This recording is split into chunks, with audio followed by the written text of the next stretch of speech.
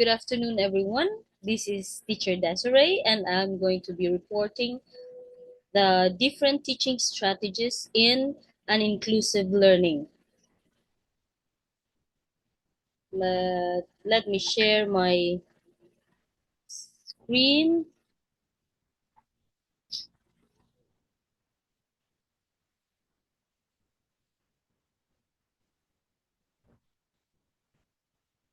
So here we have the challenges, strategies, and practical tips in creating an inclusive classroom. So the usual question, what is inclusion? This we were able to tackle this since we started our class. Um, what are special educational needs? These questions also were discussed by our teacher, and the last two would be the things that I'm going to be explaining to everyone. The strategies in creating an inclusive learning environment and the techniques for inspiring our students and overcoming barriers to learning. If you're going to look at this picture, what do you see? You can pause this video and discuss what you see in this picture. Is there inclusion here? So why is there inclusion here? Because every class is full of individuals and each individuals have differences. So not all individuals are the same.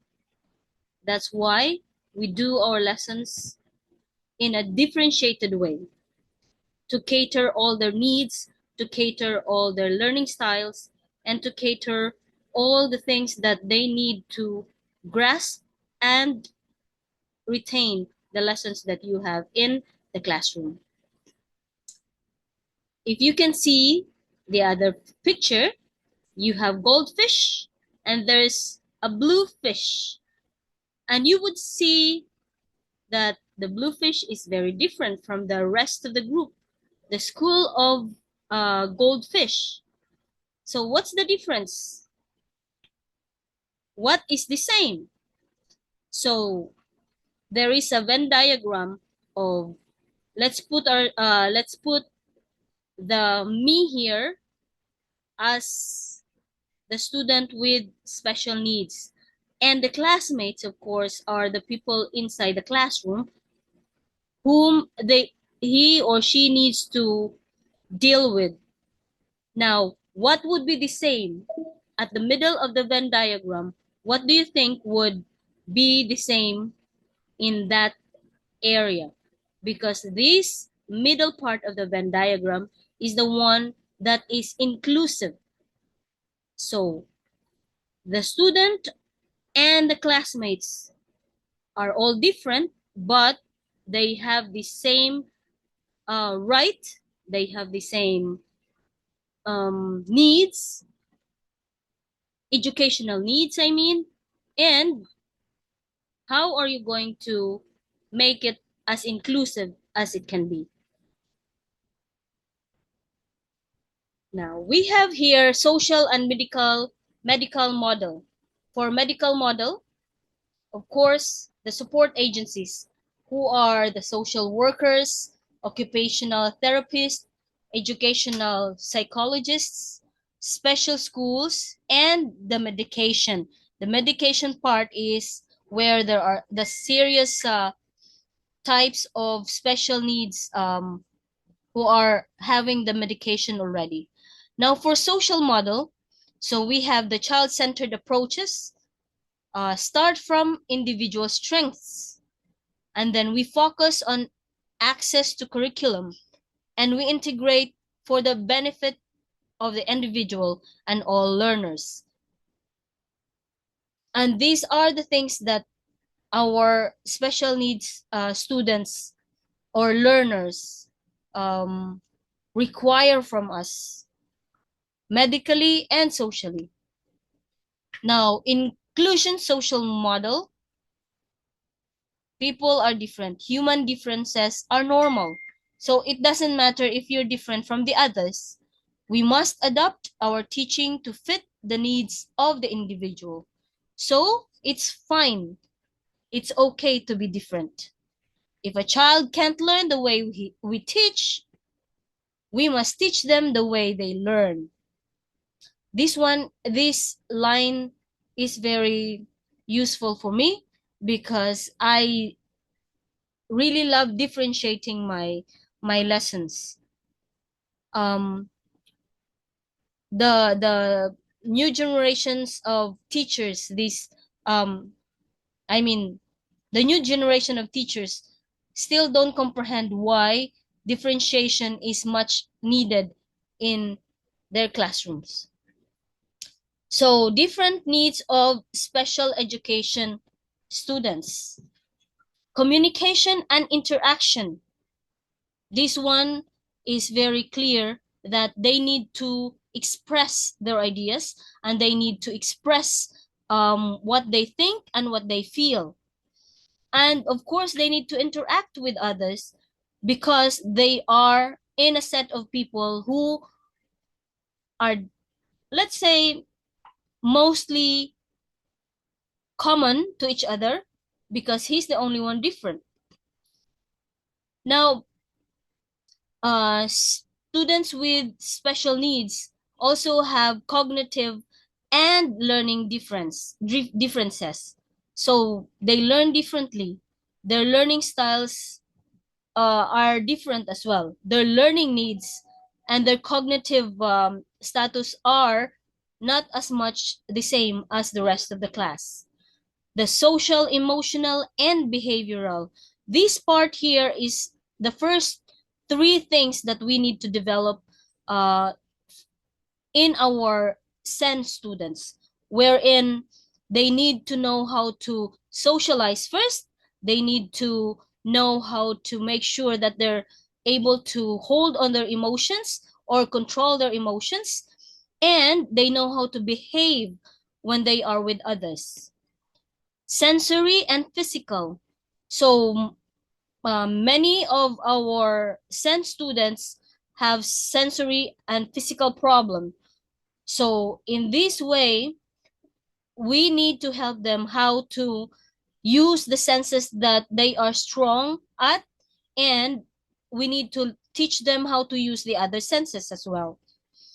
With the physical part, that's why we have ramps in our classroom, in our schools, so we can cater to those who are using wheelchairs. And as I had mentioned on my first report, that the environment of in our classroom needs to also to be um, SEN friendly. So SEN students are not only the ones with cognitive and learning problems. They are also the gifted and talented. This is part of the 14 um, categories that were mentioned in or that were discussed in the foundations of special needs, uh, special education. So the gifted and talented also have their special needs. Now, what are the general indicators and what we expected for their age and level? First one, understanding and following instructions. If they can, or if they can understand or they can follow instructions. They have difficulty concentrating.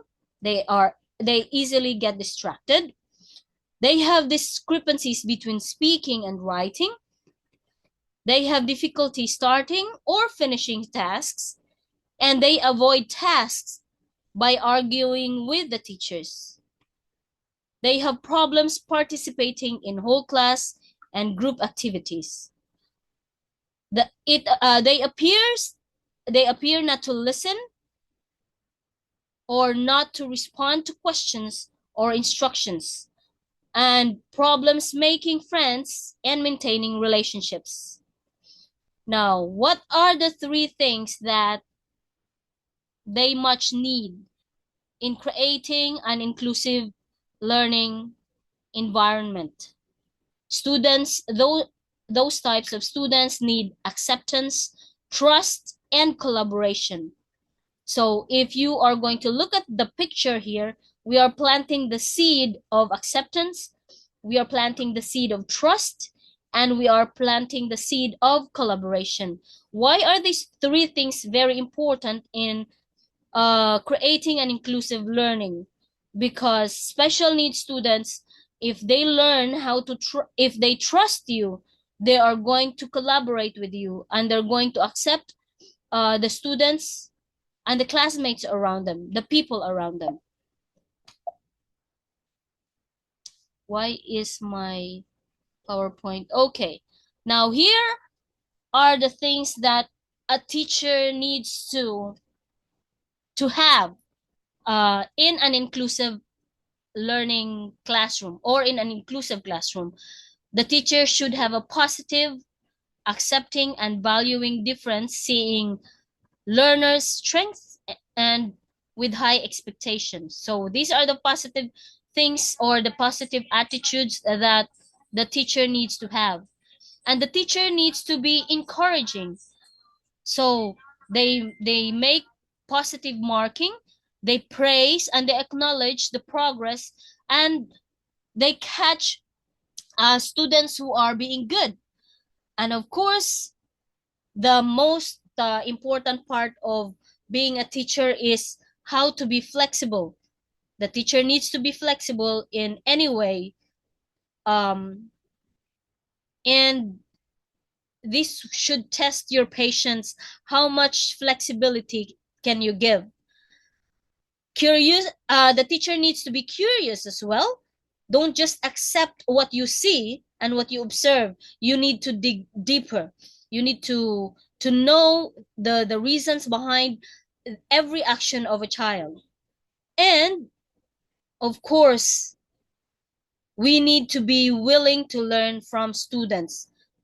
This part, the last part here, is very intriguing because it never seeks to amaze me when I learn something from my students, and I would share it with them, and they would be very happy knowing that I learned something from them. Now, introvert or extrovert. So what are these two things? So we introvert are people who tend to just keep quiet and don't want to share um their what do you call it, they don't want to share what they think.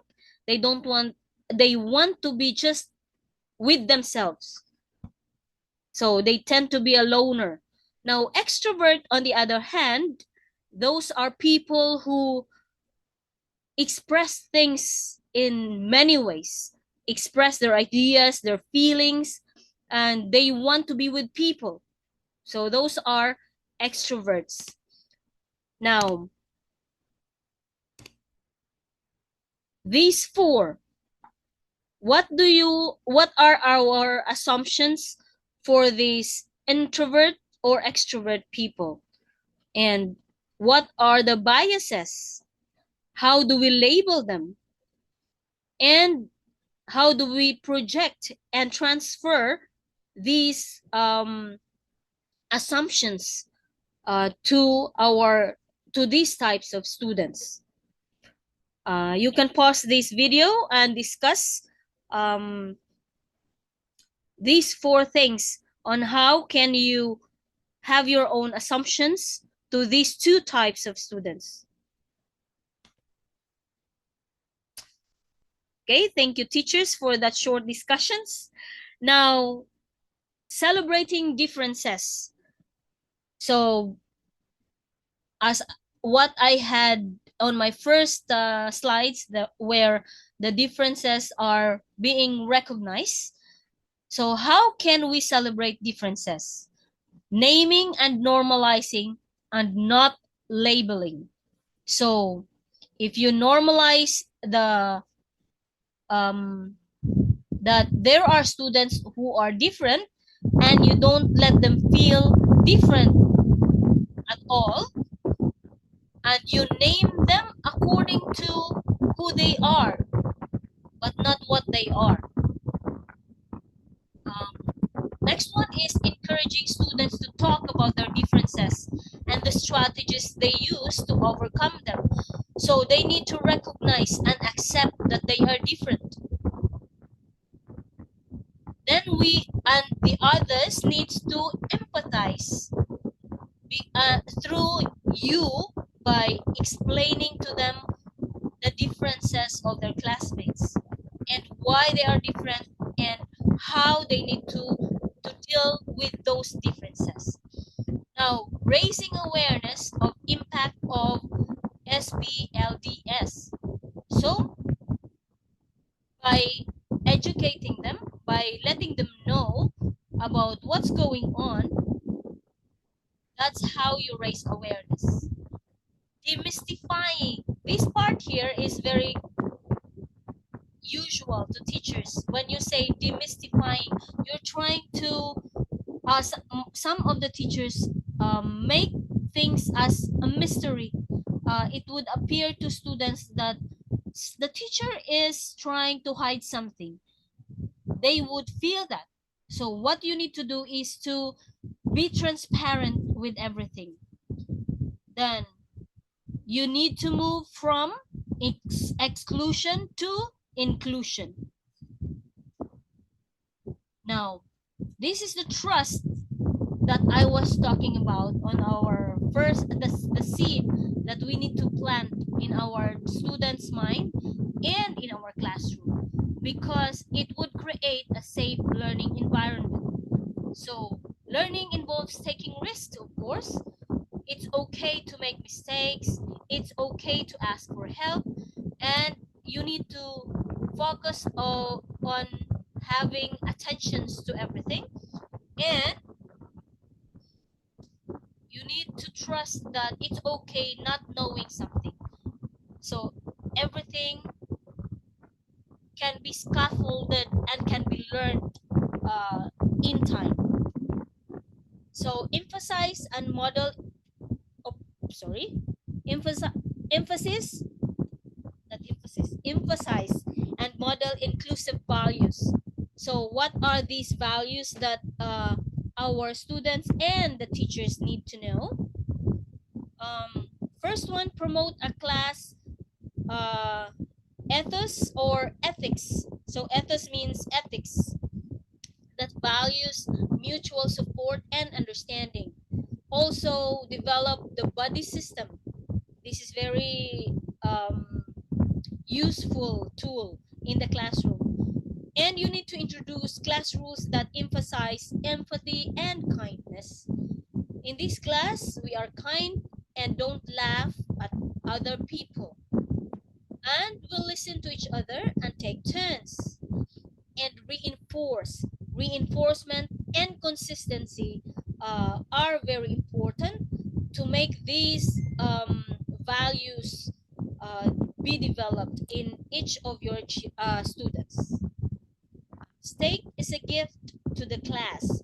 So if anybody did a mistake or made a mistake, you need to recognize it, but you should recognize it positively and showing them that it's okay to make mistakes. Now, the structure and consistency, and what are those clear expectations that would reduce anxiety in the classroom? So, clear classroom rules, class contract. So, in IB, we have this, what do you call that, Miss Cora? We have our essential agreement. We call it essential agreement in the classroom. So that would be our contract. So get for teachers, you need to start the year with this class contract or essential agreement. wherein you can go back from time to time if the students and you were able to do those things that are listed in your contract. As I've said, it should be consistent and you need to reinforce. Next one is the seating plan. So the seating plan should not just because you want to look your classroom cute, so you would arrange those students according to how they would look, whether it's cute, the arrangement is nice, or the arrangement would fit into your to aesthetics as they call. But the sitting plan needs to be in accordance to their needs, in accordance to their levels, um, so it would be easy for you to differentiate. Continuity, bridge between lessons or bridge between teachers. So this one is also important when the classroom is shared by different subject teachers. So there should be a continuity of the classroom rules. So your classroom rules should, or um, what do you call it? It's more on becoming successful if other teachers will follow the same rules. So it's consistent that the students will be able to remember that the rules in the classroom. Okay, unfortunately, my laptop was turned off, so I will continue.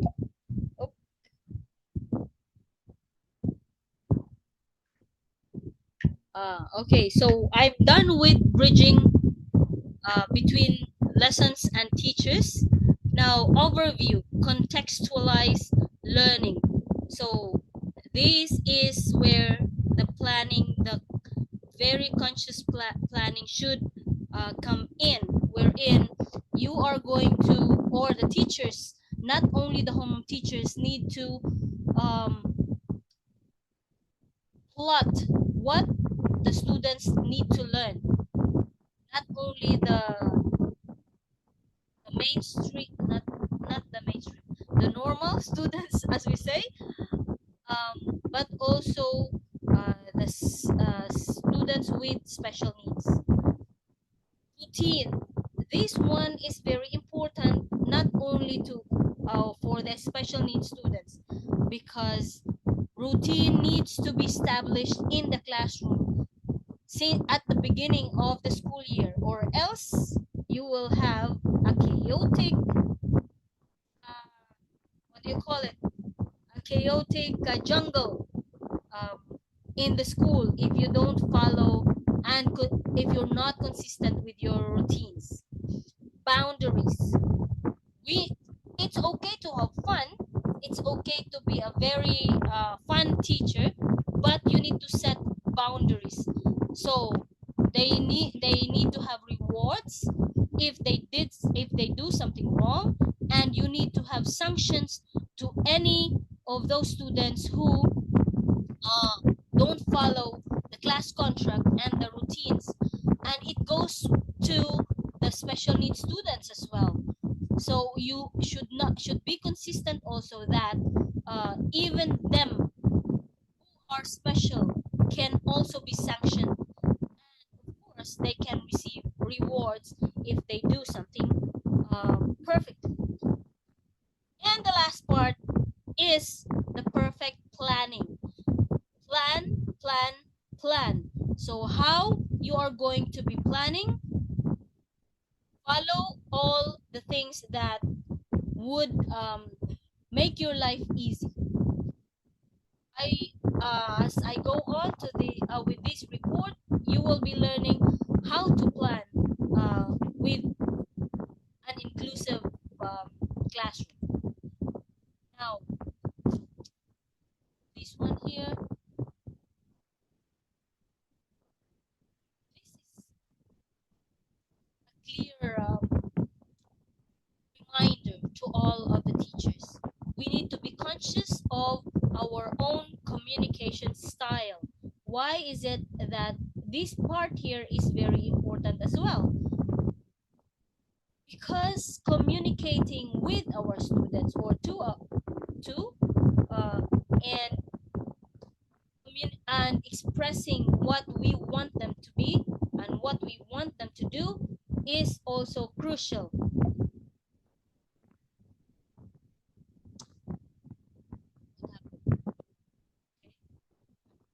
Face the class so that the learners can see your expression and can read your lips. This is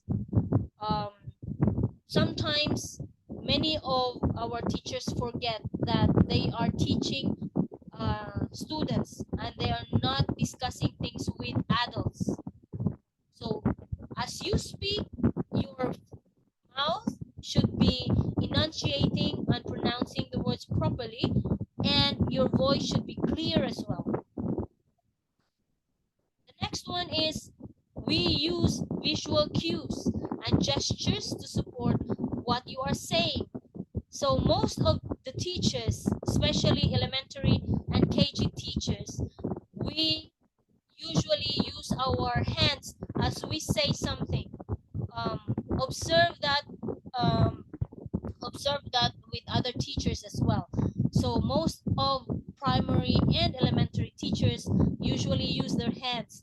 No, yes, and Miss Mom Lilibeth had been teaching our the sign language that we can use in the classroom. We can also use those visual cues and gestures. Signing, so signs, language, sign language, also classroom visual signs for stop, green, red, or whatever, traffic lights. So whatever classroom um, management strategies you have needs to be used inside the classroom. It's not just on your wall, but needs to be used consistently so students can see and would know that if it's time to be quiet, you point on the stop. If it's time to start talking, you point on the green. And also you can have the lights, like the green. If the light on the volume of their voices are on volume 3, that you can have the light on that, and they would know that they're very noisy. That's also one of the strategies. Now, give instructions one at a time. Um, this one is what most of our teachers have been doing wrongly. We forget that our students need to digest the instructions first. Many of the teachers, when I was observing teachers in KBS, many of the teachers tend to bombard their students with instructions. They don't know that each instructions need to be given to them one at a time. Even if your students are like that, even if your students can understand English well, because our learners still need to process the instruction that you have been given, you have been giving. So, and then if you were giving a lot of instructions and your students were not able to do those tasks, you get so frustrated.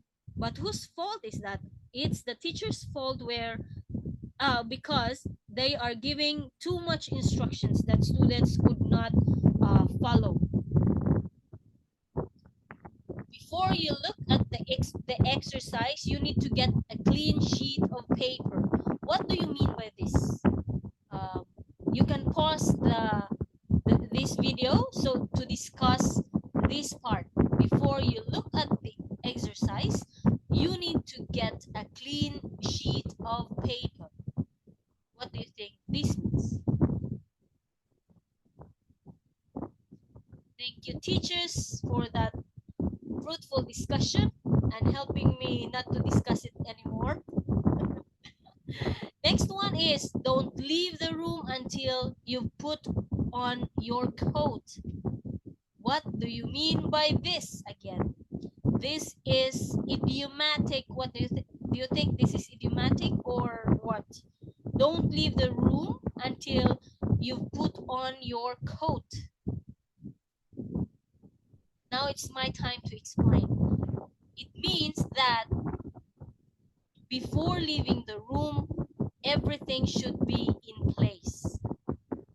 Everything is planned, everything is clear, every resources are arranged, prepared well, and everything is ready for the next day. Because going home with everything ready makes your life so stress free, because teachers tend to overthink about everything. But if you prepare things ahead or before you leave your classroom, you are going to be stress free as you go home. Now say the learner's name before asking them a question, so that they know you want their attention. This part here, example, Cora, and they're not focusing on you. Cora, I need you to look at me. Then they would look at Miss Cora is going to look at you. If Cora will not even bother to look at you, you need to tap Cora, so the attention would be transferred to you, and you need to look at them, or you need to look at her eye to eye. The eye to eye contact and eye level should be okay, so they would be focused on you when you give or when you ask questions. Avoid ambiguous language like metaphor or irony. My dear teachers, our students are still on that level. Many of the teachers are being so metaphoric that they thought that their students are, or their learners are already uh, able to comprehend what they want to say. Irony. Irony is very common with teachers. Um, I know many of these two instances are happening in the classroom. Give the literal explanation of idioms. If ever you're going to be using idiomatic expressions, you need to make sure that you are able to explain what it means. So, example, you're gonna use the idiomatic expression "spill the beans." So, literally, it means the students is going to spill the beans on the table, maybe, or on the floor. But they would ask you, "Miss, where's the bean? Where are the beans?" So it means that you need to explain that spilling the beans means tell me what it is, or tell me what it means, or express your ideas. And always repeat any part of speech or conversation the learner does not understand. So when I was teaching, I always double check if my students understood any questions or any instructions. So how would you confirm, or how would you affirm that they were able to understand your instructions? So as you say the instruction, you repeat it, and then you ask the students what it meant, or what they know, or what they understood about the instructions and about the lesson. Now, inclusive language. This part here, you are very lazy. Who is what do you call it? How would I say it? Who is the Were you able to use this sentence in your classroom? Okay, that one. Were you able to use this sentence in your classroom? You are very lazy. This sentence is not acceptable. I don't think you tried your best on this piece of work.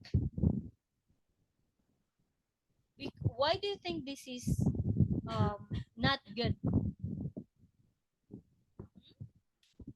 It's because you don't know that that piece of work is the only best thing that he or she was able to do. So how are you going to um, rephrase these um, sentences? So what is, I mean, these two things? I need you to discuss um, how are you going to rephrase these two phrases. You can pause my video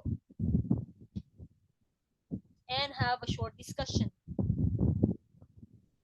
Thank you so much, teachers. Let's move on from exclusion to inclusion.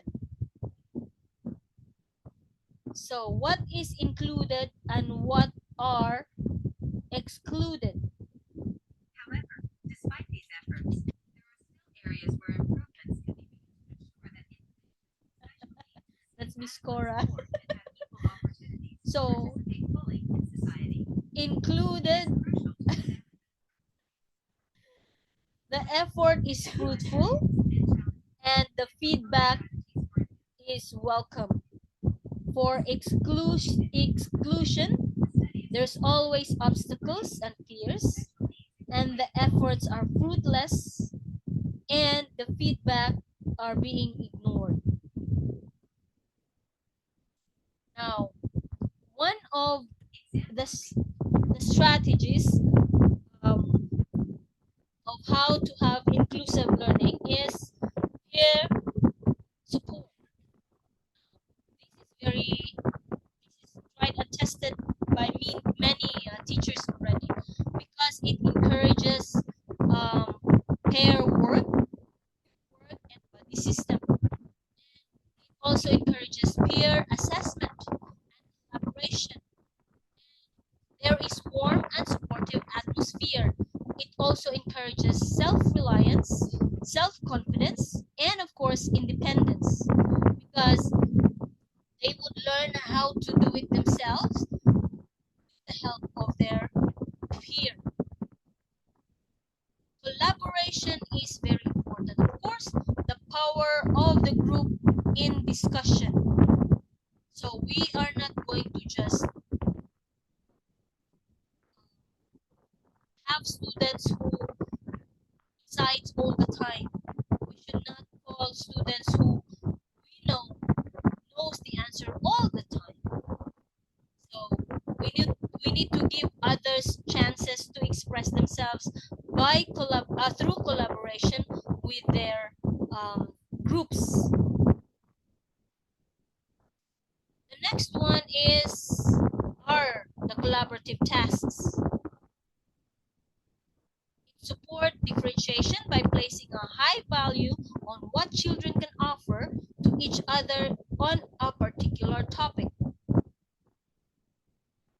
Also give learners the chance to respect each other's view and formulate shared opinion. So here they would learn that each student or each person has its own opinion and we need to accept them. Next one is develop thinking skills by discussing and paraphrasing ideas and abstract concepts and moving them in about physical. So this part, paraphrasing and abstract concepts and moving them about physically. Um, when you paraphrase their ideas, and it gives clarifications. So you need to teach them how to clarify something if they were able to understand each other or not. There are free teaching resources on this website. You can visit this website and steal some ideas. Now, social scaffolding. So, as what I had mentioned before, that it's not only medical, it's also social. So, we are teaching functional language for pair or group work, and we need to also teach social skills by turn taking, mutual support, listening, and democratic decision making.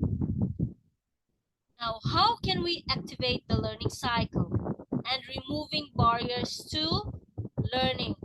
So look at the picture here. There's a seed and the seed, not seed.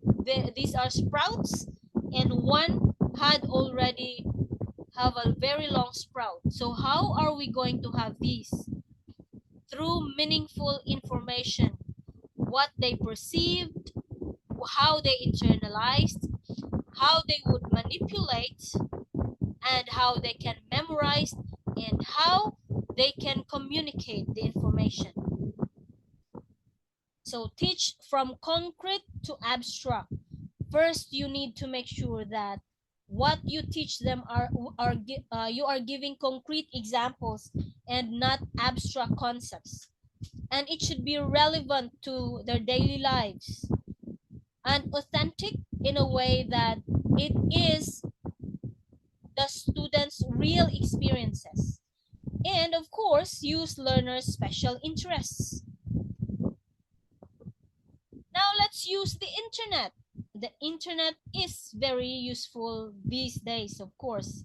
So learning is relevant and meaningful when some learners from SEN find abstract concepts and theories difficult to grasp, of course, because their cognitive and learning abilities or thinking skills are not well developed.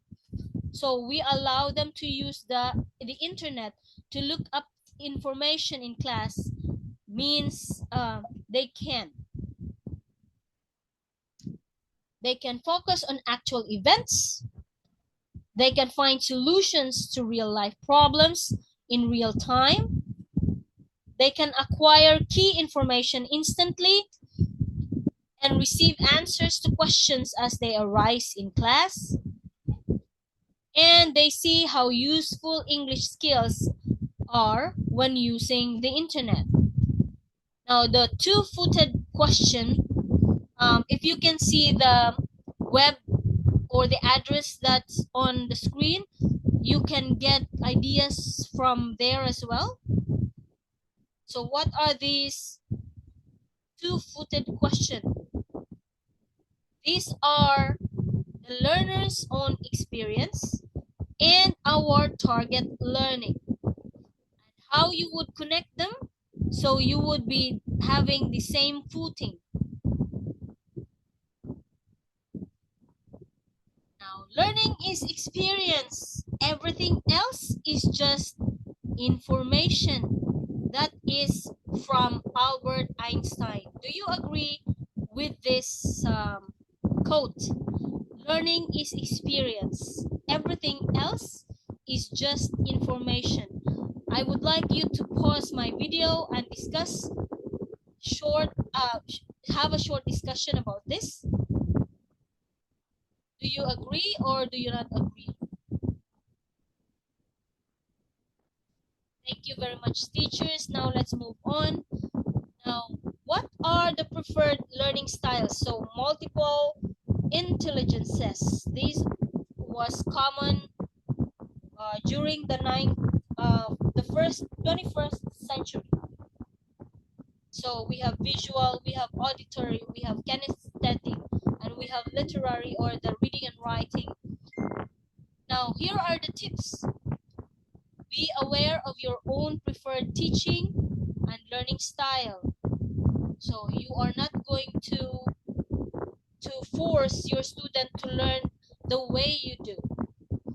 Now make sure you always use multi-sensory teaching activities. So touch, hearing, taste, what else? Feel, use those multi-sensory teaching activities. How you are going to use this?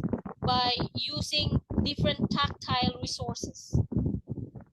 Now, encourage students to identify and exploit their own learning style. So give or develop student agency. Um, this is a big thing nowadays, student agency. So they need to identify their own learning style, and they need to know if they learn more if they're going to use that learning style. And the teacher's responsibility is to reinforce learning through different sensory channels, including imagination, emotion, and enjoyment. So you have here thinking, emotional, and affective learning. Now, we can make sense of information when you say sequentially. So what are the things that needs to be followed from A, B, C until the end? Or holistically. So on the broader perspective, sequentially is what do you call it? Specific concepts, but holistically, it's the broader perspective. Now, what are the visual strategies that our students or that you can use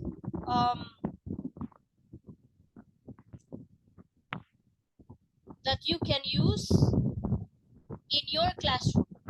So you can have diagrams, you can have timelines, mind maps, color coding, top right hand side on the board, and visual records. So if you are going to see this list, all of them includes being visual. They need to see things, visualize things, like diagrams, timelines, mind maps, color coding. That's what I as an example that I had, the traffic lights, top right hand side on the of the board. So what are those that you put on the top right hand side of the board? And of course the visual records. Okay, now if you're going to look at this diagram, you can see the inclusive learning at the middle. You have the pink, you have the orange, you have the purple, you have the red, and you have the blue. I need you to pause this video and discuss the different strands that needs to be involved in learning in an inclusive classroom.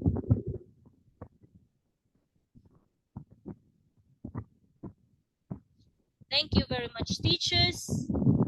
Now let's move on to the next part, the kinesthetic strategies. Many of our students, not many of our students are kinesthetic, because, or maybe in the Philippines there are many who prefers kinesthetic activities, but in the Kuwait context, most of the students, if you, maybe I'm referring to the higher primary.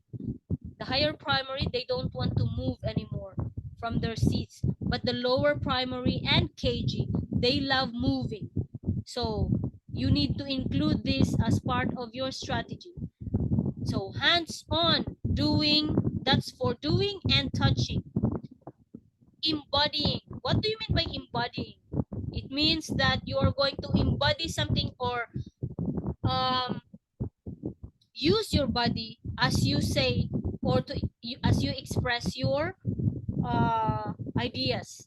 Music and movement. So this part here is useful with the lower primary, but with the higher primary, I don't think this is effective, or many very few students would love music and movement. Drama. Drama is always very effective. Um, as I discussed our strategies in teaching literacy, not teaching literacy, teaching literature with Mama Tet. As I introduce a literary piece, I make I let some of my students reenact some of the scenes of the story as their provocation or their introduction. Then total physical response. So if you agree, stand up. If you disagree, stomp your feet. Or if you somewhat agree, shake your hands. So those are physical responses that you can use in your classroom to um, to break the monotony in your lesson. Then modeling clay and tracing words. This is very effective as well for their fine motor skills.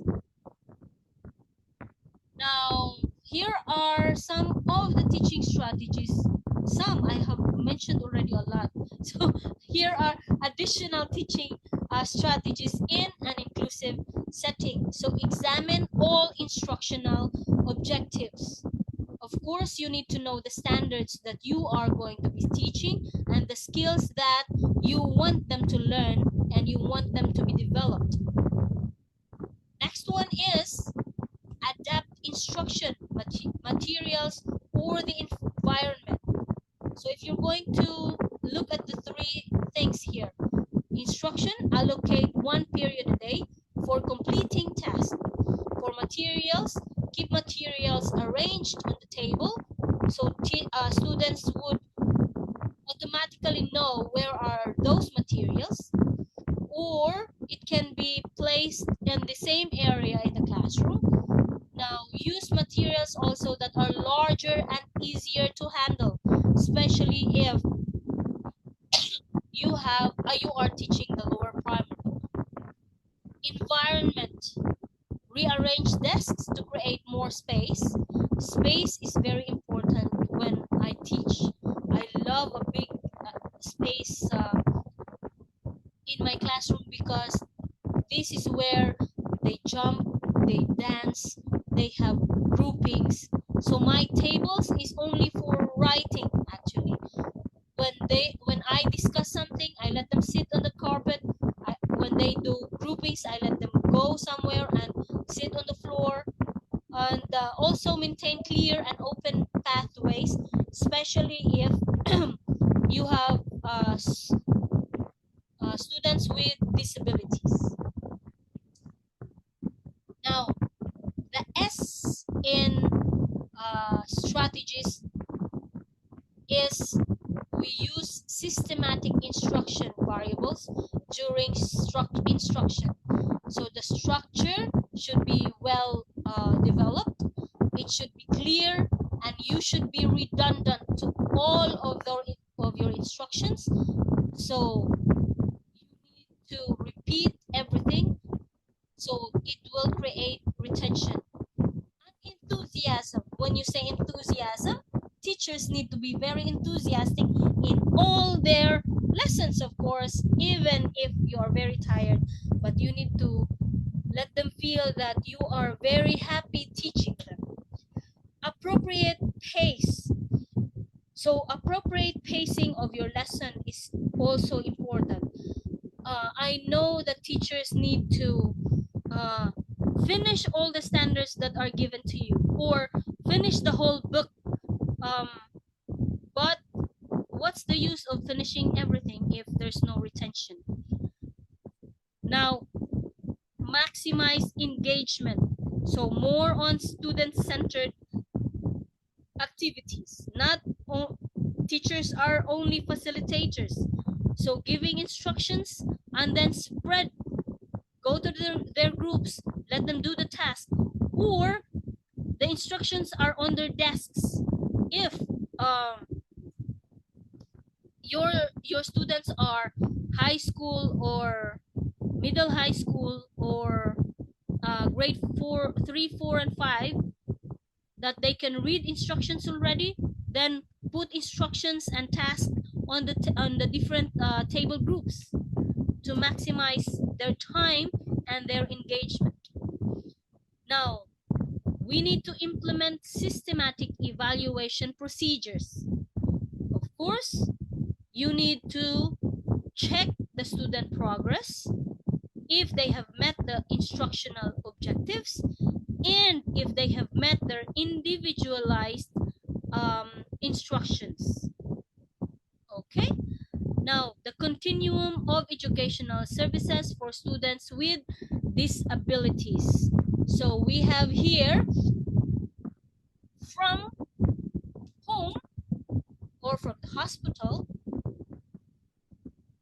they are enrolled to a residential school, which means they stay in or they are taught in uh, a place where many or most of them are having special needs, or they are having special school for special needs only, separate classroom if your district is having special needs classes, and different resource room as well, to a regular classroom with supplementary instruction and services.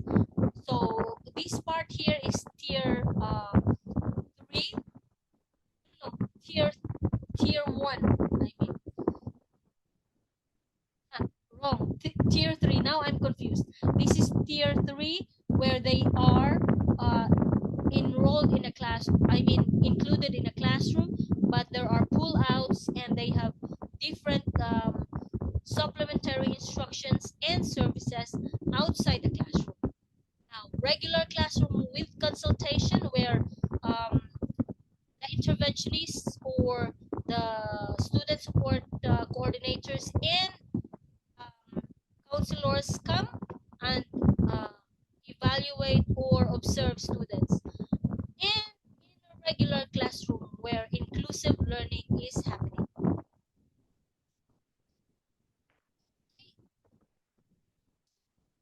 I I'm not going to discuss this whole plan, 11 plans. So when I share this video, I'm going to share also the PowerPoint, so you can go back to these 11 plans that you can use in your classroom. Same also with this.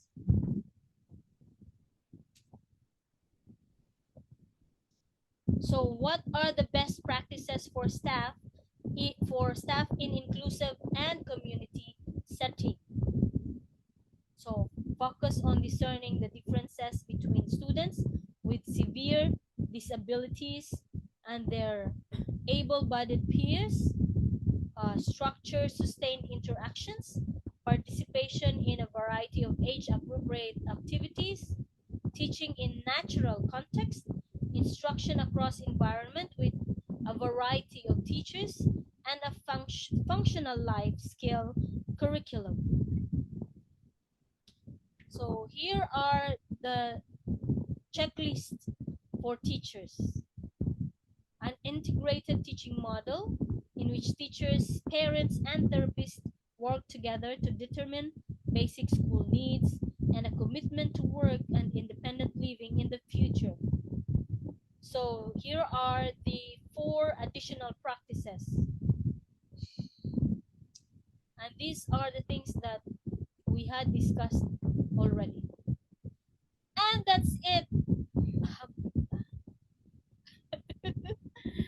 I am done. Stop sharing. And that's the end of my report. I hope you won't get bored with all those strategies and practices that I have shared. And please use them